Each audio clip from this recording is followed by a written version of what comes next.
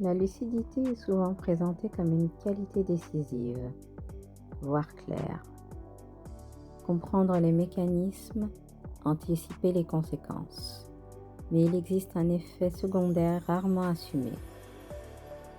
Plus on voit clair, plus on retarde. Voir clair permet de mesurer les risques, mesurer les impacts, mesurer ce que chaque décision va déclencher autour de soi. Et cette capacité, au départ, semble précieuse, parce que décider sans comprendre est dangereux. Mais décider en comprenant trop peu l'être tout autant. Les personnes lucides ne manquent pas de discernement, elles manquent de passage à l'acte.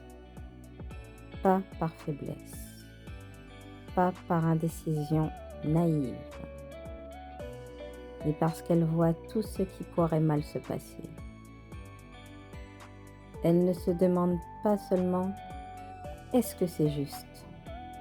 Elles se demandent aussi « qu'est-ce que ça va provoquer ?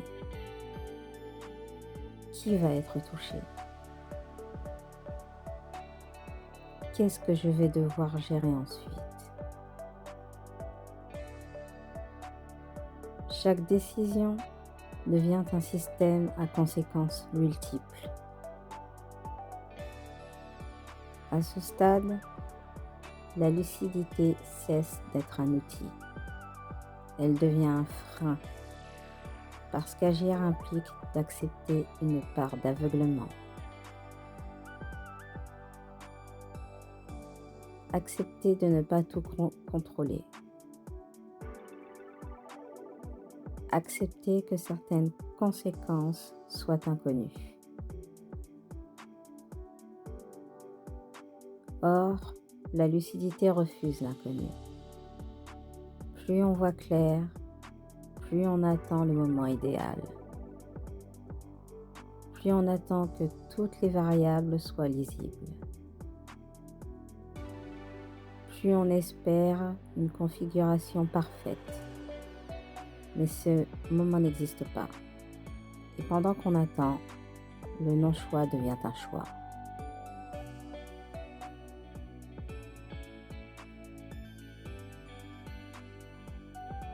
Il y a une illusion tenace chez les personnes lucides, celle de croire que ne pas agir est une position neutre. Ce n'est pas le cas. Ne pas agir, c'est maintenir l'existant. Ne pas trancher, c'est laisser les choses décider à ta place. La lucidité n'annule pas cette réalité. Elle la rend simplement plus confortable à supporter. Parce qu'on peut toujours se dire « je comprends pourquoi je n'agis pas encore ».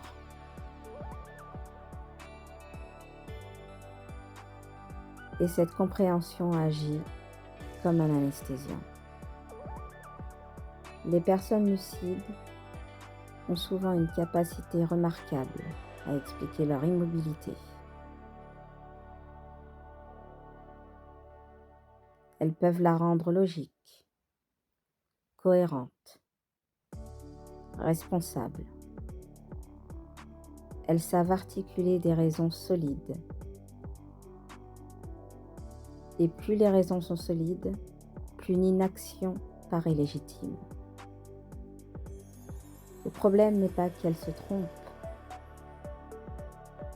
Le problème est qu'elles repoussent. Elles repoussent jusqu'à ce que la décision ne soit plus un choix, mais une contrainte.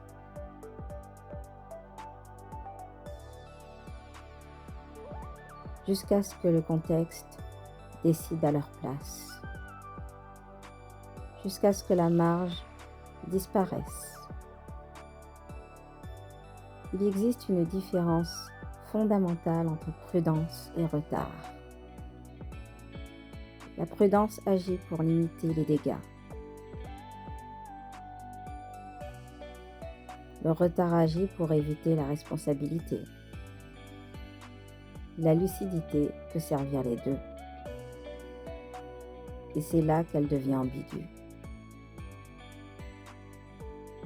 Quand on voit clair, on voit aussi tout ce que l'action va coûter, en énergie, en conflit, en ajustement.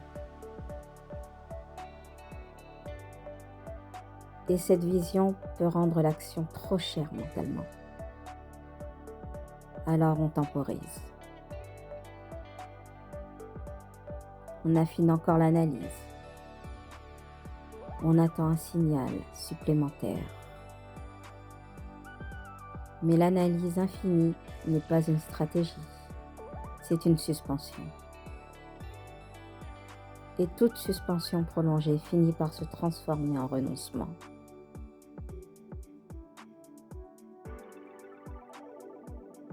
Il y a un moment précis où la lucidité doit accepter de se taire, pas pour devenir irrationnelle, mais pour laisser place à la décision imparfaite.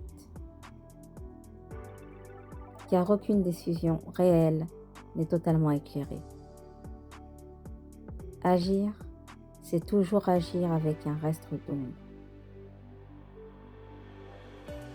La question n'est donc pas « Est-ce que je vois clair ?»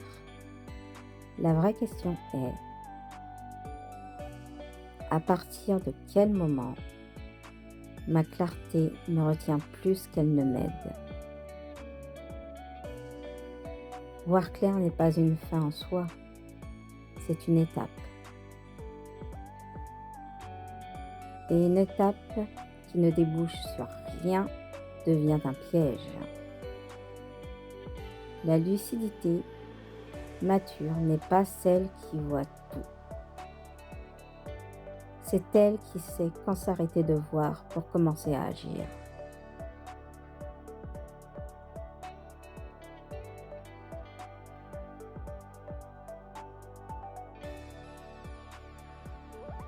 La lucidité ne bloque pas l'action par manque de vision. Elle la bloque quand elle refuse de laisser une part d'ombre.